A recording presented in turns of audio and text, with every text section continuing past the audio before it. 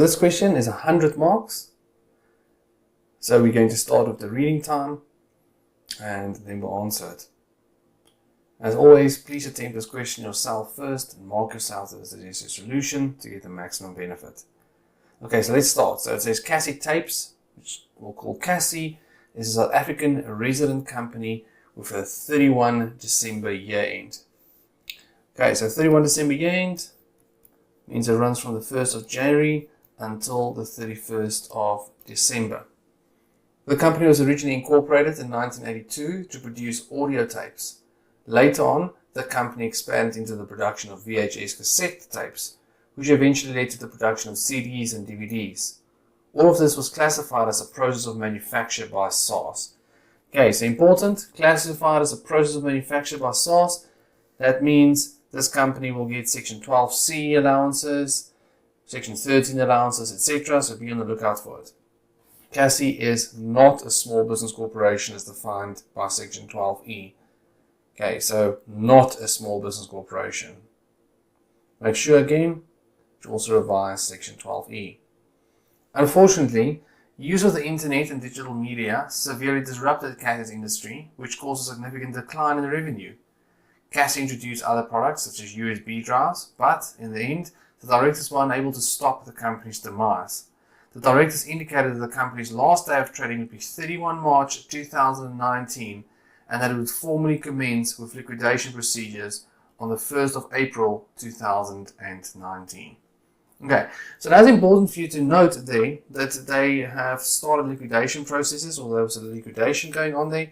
So that means if we're looking at that tax year and we say the 1st of January 2019 is when it started until the 31st of December 2019, it's important for you to note that until the 31st of March 2019, this is when the company traded. Right, and then liquidation started after that. Okay, because they tell you it's the last day of trading. So remember, that is important for you to pay attention to. Did the company trade at all during that tax year? Why is this important? For example, if you have allowances and things like Section 12C, even if you just operated one day in this tax year, you would be able to claim the full amount. So the fact that they did trade for a couple of months is important. It means allowances and deductions can be claimed and so forth. Cassie was a registered VAT vendor, registered as a monthly VAT vendor, and only made taxable supplies. The company has always accounted for VAT correctly.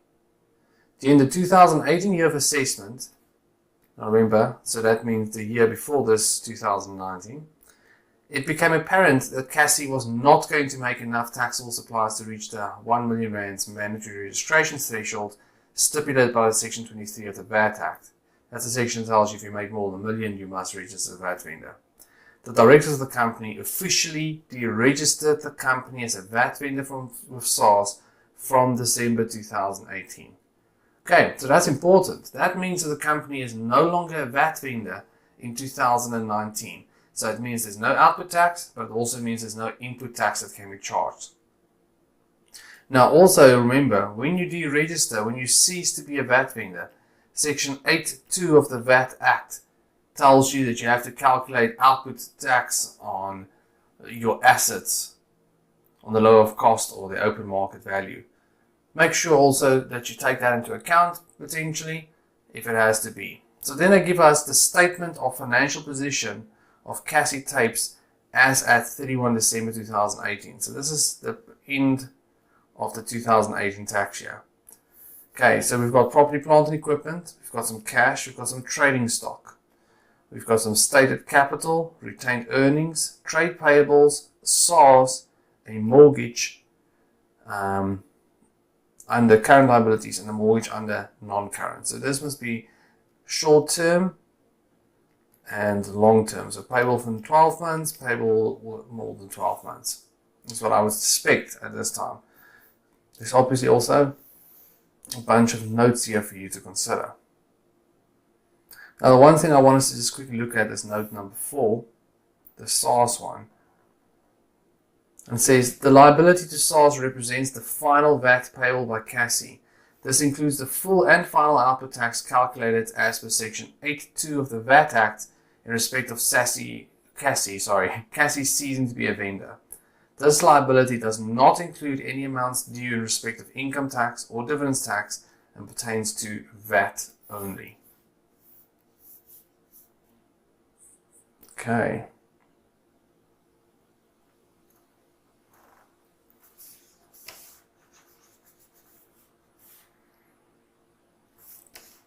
Alright, so let's start seeing what they talk about. So then they give us note number 1. The property, plant and equipment balance reflected on the statement of financial position comprises the following assets. Okay, description, brought into use. The cost excluding VAT. Okay, so all of these assets were purchased, if you see here, before the end of 2018. So at that time, there was VAT, and you would have claimed them. The trademark was before VAT was introduced. Okay. We've got accumulated depreciation, got the carrying value. That amount over there is the total carrying value. That ties in to your property, plant and equipment, of course. Then we've got the depreciation and amortization expense for 2019. So it's your total expense processed to the income statement of financial comprehensive income. And they give us a carry value, and then there's some further explanatory notes. Okay, so note number 1.1 for the land and for the factory building. It says, the factory building and the land that it's situated on was purchased and brought into use on 1 April 2009, and the factory is used in the process of manufacture. Okay, so that means you can claim Section 13 allowance on that of 5%. During August 2019, so in August 2019, as part of the liquidation process, the factory building and the land was sold. The land was sold for 2.2 million and the factory was sold for 3.1 million. Okay, so the land would be capital, and the factory, because we had these allowances, we'll have to calculate recoupment plus capital gain. Why capital gain? We always have to calculate capital gains if it's the disposal of an asset. Okay, but that's pretty straightforward. Then they say the disposal of the land resulted in an accounting profit of 400,000, and the disposal of the factory building resulted in an accounting profit of 2,181,667. Okay, so accounting profit, not tax recoupments or anything like that. Note 1.2, the manufacturing machine purchased in 2017. Right. The manufacturing machine was purchased new and brought into use in 2017. So if it's new, Section 12C tells us we can get 40% year 1, 20% in year 2, 3, and 4. As part of the liquidation process, the machine was sold at its market value of 1.9 million. The disposal of the manufacturing machine resulted in an accounting loss of 1,412,500. And then note number 3, the trademark. In 1989, Cassie purchased a Crystal Vision trademark from one of its competitors who was in the process of being liquidated. As the Crystal Vision trademark relates to obsolete technology, Cassie's liquidator could not find any willing buyer for the trademark, and the trademark was scrapped. As the trademark was fully written off for accounting purposes, it resulted in a null rands accounting profit or loss on disposal. The company had failed to obtain the market value of the trademark on the valuation date, and the time apportionment base cost was correctly calculated at 1.2 million. Now, this asset was purchased before 2001.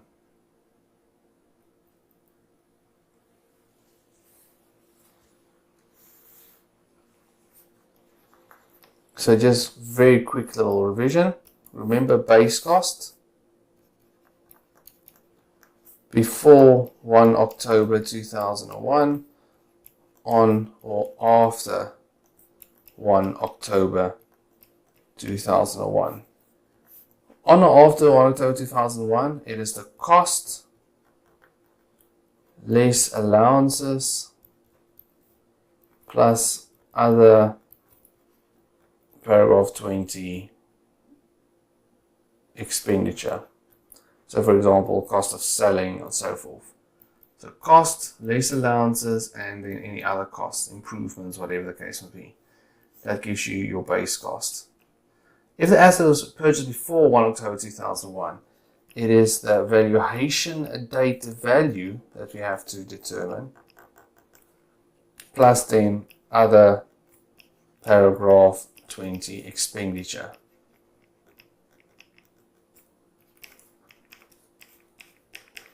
Okay, so that's important. Valuation date value is the value on 1 October.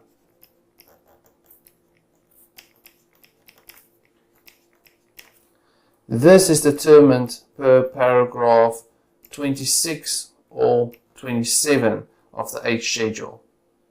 Now there's all sorts of rules there. Make sure that you take a look over it or that you are able to determine it. Most of the time, if paragraph 26 applies, that is when the costs are less than the proceeds. So the proceeds exceeds the cost. Then you use the greater of market value, time apportionment, base cost, or the 20% rule, which is 20% times basically your proceeds less costs after 1 October. Okay, but be careful. If the costs that you've incurred before, on, or after 1 October, so 1.5 million, exceeds the amount that you received from selling it, in this case it was null, then paragraph 27 would apply. Paragraph 27 says, first of all, if you've determined the market value, then there's all sorts of rules, but if you did not determine the market value, which they failed to obtain, then you must use the time apportionment base cost.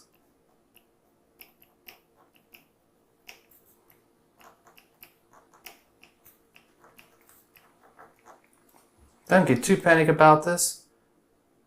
Those three rules I put down earlier, 20% rule, the proceeds one, the market value, and time portion base cost, even if you had gone that route, which is not technically correct, you would have still ended up with this because there was no market value and there was no proceeds. Okay, so not the end of the world, but I am just pointing it out to you.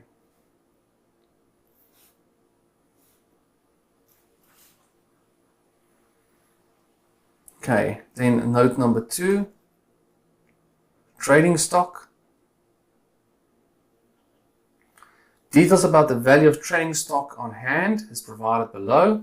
So they give us the trading stock on hand on the 31st of December 2018, so the end of the last tax year. The cost excluding VAT and the market value excluding VAT, 1.7 million and 1,450. Now let's go and see. They used 1.7 million. Now, is that correct? Well, for accounting purposes, usually I have to use the lower of cost or net realizable value. So that doesn't seem entirely correct. Remember, market value is not necessarily the same as NRV. Okay, but we'll have to see. And then they give us a stock on hand on the 31st of March 2019. This was the last day of trading. And they tell you the company has an internal accounting policy to reflect trading stock at cost, despite any indicators that there may be a decrease in value. Now that's not necessarily correct, but we're not doing accounting here, we're doing tax here. Okay, if this was an accounting question, obviously you'd have some comments about that. From the 1st of January 2019, Cassie did not manufacture or purchase any additional trading stock as it was preparing for liquidation. So basically what they're saying is this is the trading stock that was on hand, and that is what they had. They didn't purchase anything else. So the fact that there's balances left here means they must not have sold everything. The company sold most of its trading stock at a significant discount, and Cassie's accountant correctly accounted for these sales in the profit before tax Okay, so the sales have been correctly accounted for. We haven't seen this profit before tax yet. Right, we don't know what that is yet. The company was not able to sell all of its trading stock before liquidation commenced, and there was still stock on hand on the 31st of March 2019. Yes, we can see it over there. The shareholders agreed that Cassie could declare these items of trading stock as a dividend in specie to Mr. John Ringman, one of the shareholders. The liquidator removed the trading stock from inventory and transferred it to Mr. John Ringman on the 15th of April, and the market value on this date was the same as on the 31st of March 2019. Okay, so this is a dividend in specie. Now remember, if you give trading stock away,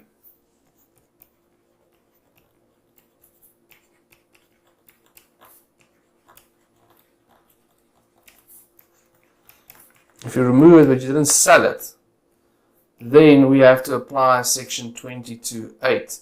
Section 22.8 says you have to recoup the market value, but you have to recoup cost if taken for private use or donated to a PBO. Well, it's actually not recoup cost. It's recoup cost. It's about recoup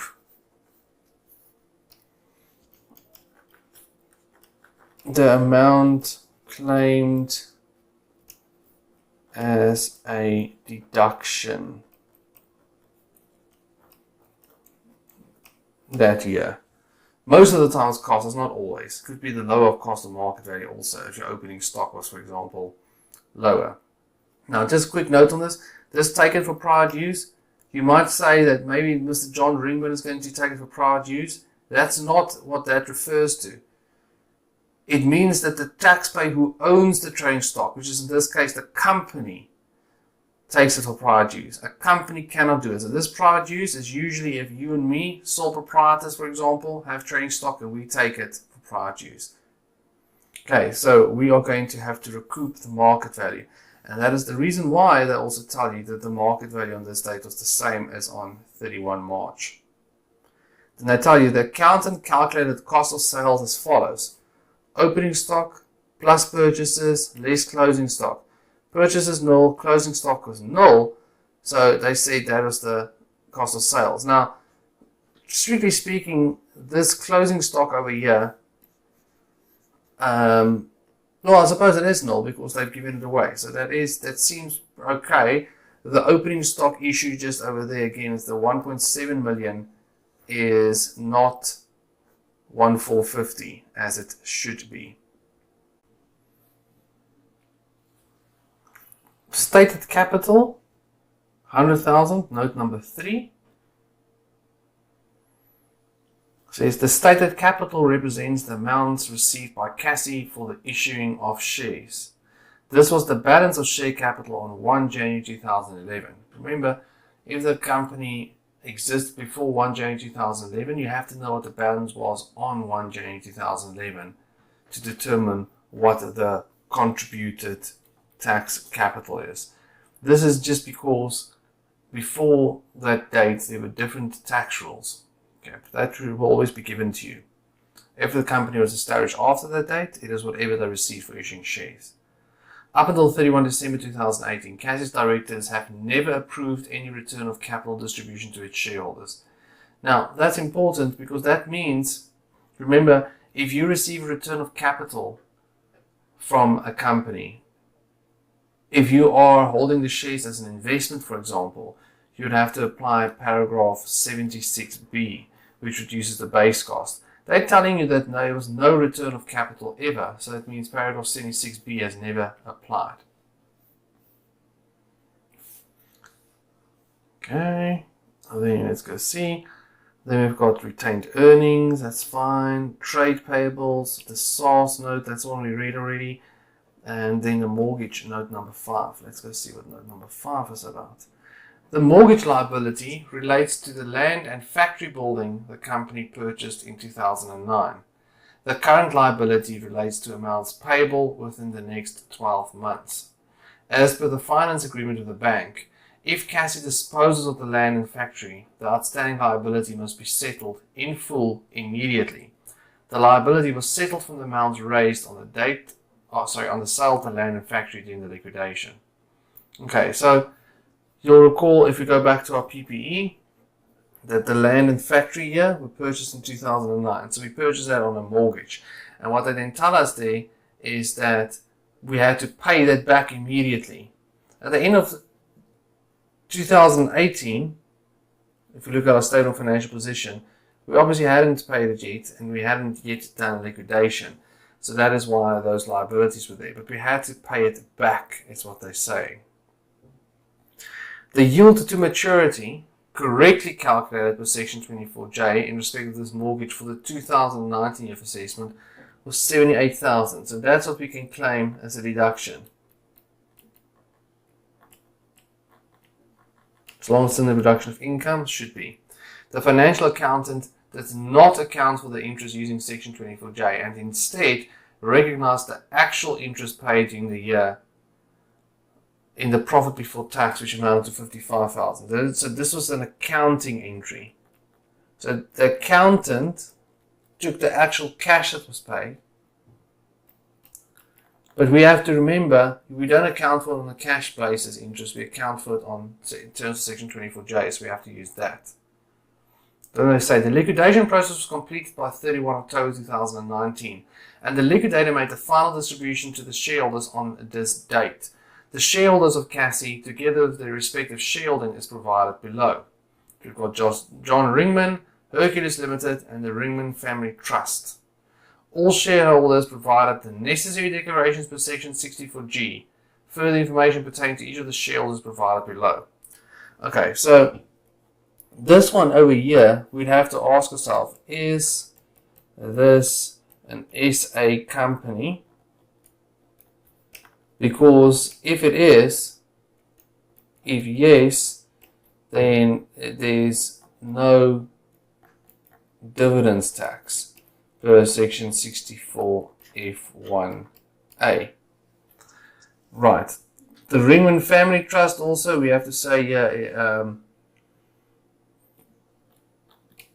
does an SA company have a vested right as a beneficiary? Because if yes, then the dividends tax section will also apply. But that's not very likely, but we'll just have to bear that in mind. Okay. So that's it. Then we are given information pertaining to the shareholders of Cassie Tapes and other significant persons. Okay, so the first one is Mr. John Ringman. John Ringman turned 70 on the 1st of November 2018 and retired from his employment at that date. Right, so this is in the 2019 tax year.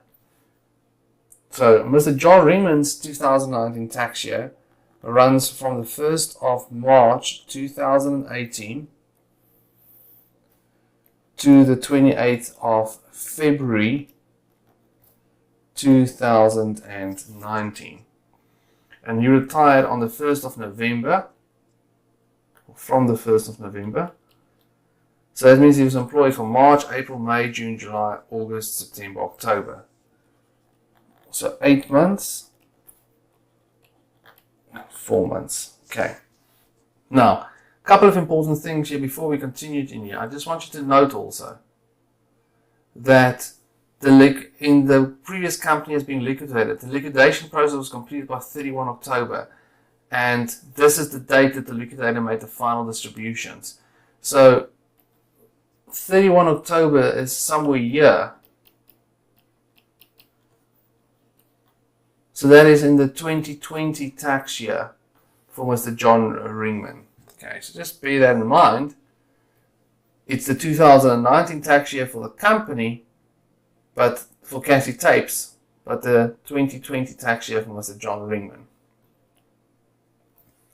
Okay, Then they say John has lived his entire life in South Africa, and for the last 30 years he has lived in Johannesburg after spending most of his life in Cape Town. Up until the date of his retirement, John had been working for a company called Salbert Limited in the role of a marketing manager. Okay, so John received a monthly salary of $75,000 from Salbert until the date of his retirement, so for 8 months. At the time of his retirement, John had outstanding paid leave days that he had not utilized. Salbert paid him 28,000 rand in respect of his leave pay as part of his final pay slip. Now, I'm just going to remind you, this is not a severance benefit. Okay, this is payment for services rendered, because he worked those days. So this just means it's gross income. Then you've got a golden handshake. Upon his retirement, John became entitled to the Salbert Golden Handshake payment. The Salbert Golden Handshake is a company policy which entitles any employee who, after the age of 65, to a once-off payment equal to 120% of their final monthly salary.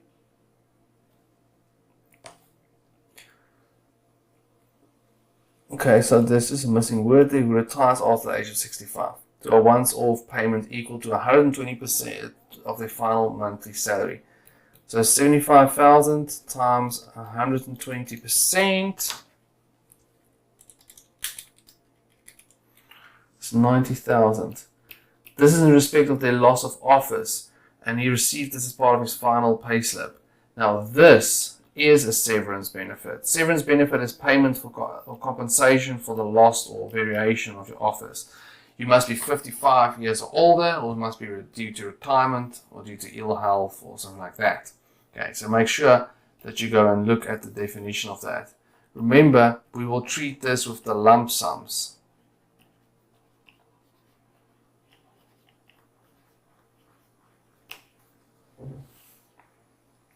Then we've got Salbert Limited shares. On the 1st of August 2010, so that's the 2011 tax year, Salbert Limited offered John the option to purchase 5,000 shares in the company at a cost of R8.50 per share. This would entitle John to a 1% of the issued share capital of the company. John had until the 1st of August 2011 to accept the option. John accepted the option on the 15th of July 2011.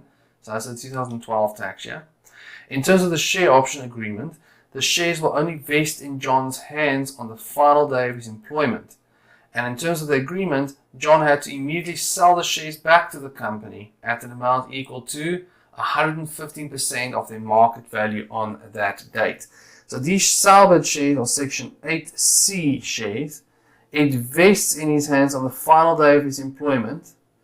So if he's retired from the 1st of November, that would mean 31 October. So this is when it is included in gross income. Alright, so we include that at that 10.50 minus what was paid. And he had to sell it for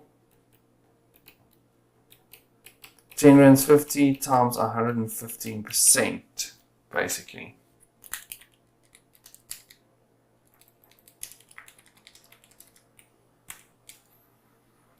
So 12,075.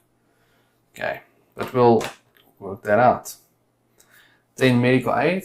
Salbert Limited, so that's the employer, paid 6,000 rand per month to Discovery as contributions in respect of John and his wife. After retirement, John shifted to a cheaper medical plan of Discovery, which cost him 4,500 rand per month in respect of him and his wife. Okay, so the fact that they paid makes it a fringe benefit.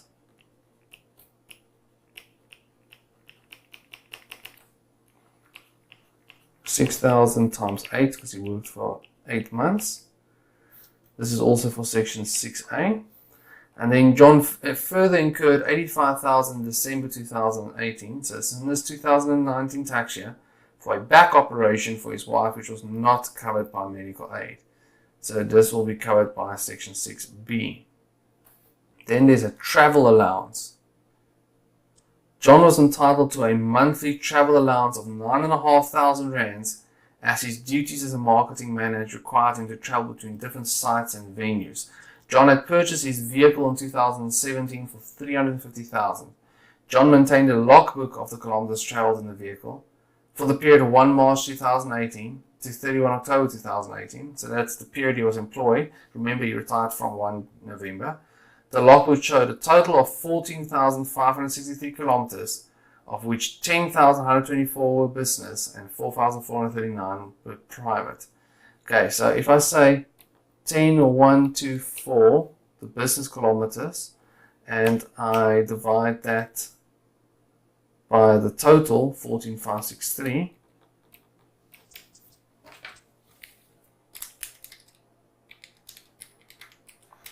that gives us, rounded up, 70%. So that means that this 9,500, I'm just going to remind you, when we are calculating a remuneration figure, and we remember we use remuneration when we're looking at things like section 11F, the remuneration figure is 9,500 times 80%. It's 80% per default, or it's 20%. It's 20% if that amount over there was 80% or more, which is not the case. Just a little bit of a quick recap there for you, or a reminder. So this is 7,600 rands remuneration per month times 8. Okay. Then we've got the Provident Fund. John belonged to the Salbert Provident Fund. In terms of the rules of the fund, John was required to contribute 7.5% of his salary to the Provident Fund, and Salbert would match the contribution on the rand for rand basis. So that is a fringe benefit. 85,000 rands of John's contributions to the Provident Fund has been disallowed in the past since 1 March 2017. Okay, now that's important. The reason why they tell you this is you must remember Provident Fund contributions used to not be allowed until Section 11F was introduced. When Section 11F was introduced, they basically said from that point onwards, you could take into account contributions that have been disallowed when you are calculating Section 11F, for example. So this is just to remind you of that.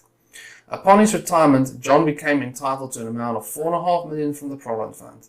John received 1/3 of this, 1.5 million, as a lump sum on 15 November, and the rest would be paid as an annuity.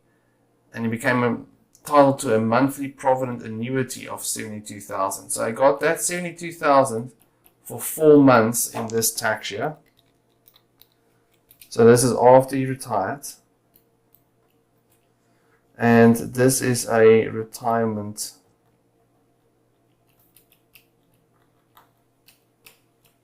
lump sum. Then we've got a share portfolio. In May 2017, John's wife, Harley, donated her share portfolio to John. The market value on this date, on the date of this donation, was 258,000. The base cost for Harley was 150,000. The share portfolio only pertains to South African companies. John became entitled to a gross dividends, as before dividends tax, of 65,000 on the 15th of July from the share portfolio. Again, it's in this tax year. Now remember, this is a transfer from a spouse.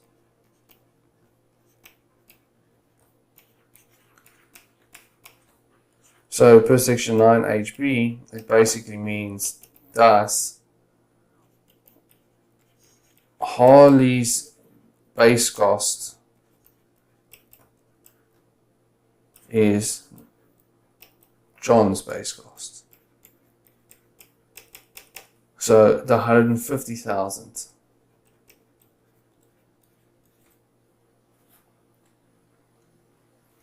John sold the portfolio to the Ringman Family Trust on an interest-free loan.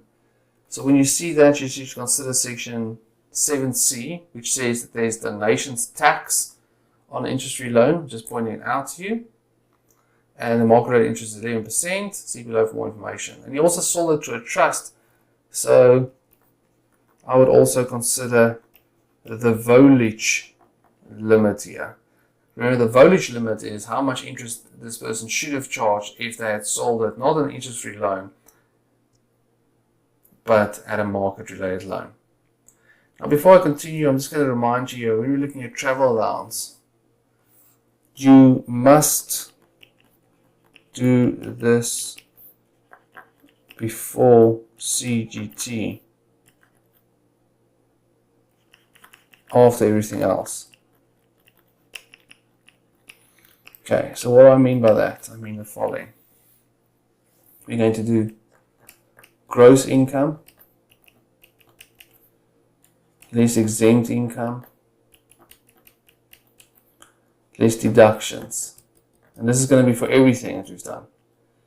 Then we're going to say plus allowances, plus CGT, less section 11F, less section 18A if there's anything. And that gives us our taxable income. Okay, now we do allowances over here because allowances are not doesn't form part of gross income. They just form part of taxable income. And we have to do it before CGT because CGT needs to be done after everything else. So this is where we do it. In some solutions, sometimes, I'm just pointing it out to you again, allowances might be shown here at the top. So depending on your university, they might be a little bit more lenient. Sometimes they are, but for our purposes, we're going to be doing it right before CGT.